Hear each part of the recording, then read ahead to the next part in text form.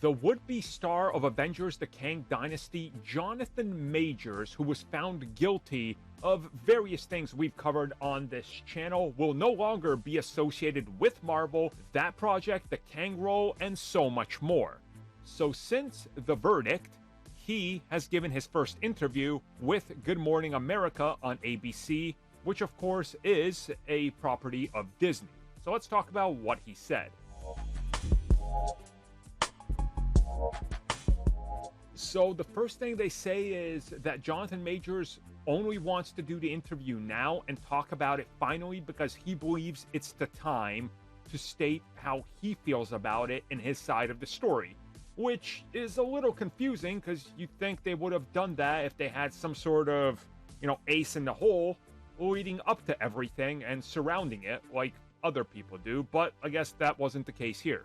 He says that he believes that this is the perfect time because of what's happening with culture, and that he believes that this is a way to get in front of it, to stand for what you believe in, who you are, and to take up the responsibility, and that he's here because he wants to show what bravery is like, and to, of course, tell his part of the story. He says he was shocked by the verdict, completely, blindsided by it. He also says that, of course, he was afraid of what happened. And he says he's even more shocked because based off all the evidence, it shows that he's innocent.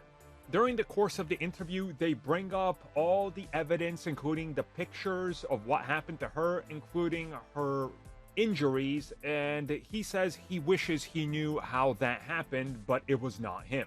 They then show some additional photos from him that show the injuries he sustained, which a little red on his cheek and a little scuff, I guess I would say, like skin scuff on his forearm by the look of it, going down closer to his wrist.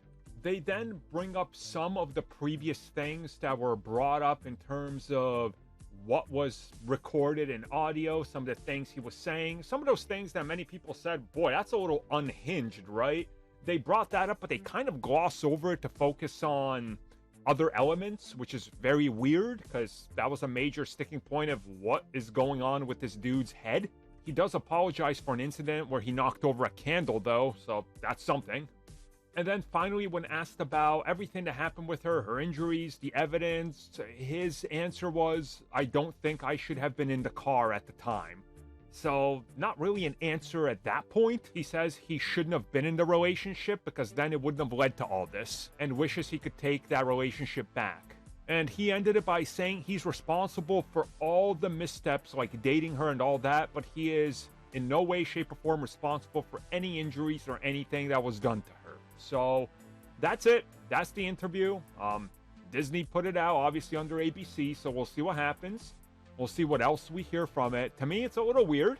A lot of, I'm innocent. I definitely didn't do anything. I'm not even going to acknowledge anything. And I'm just going to say, I wish I could change the timeline and not date her.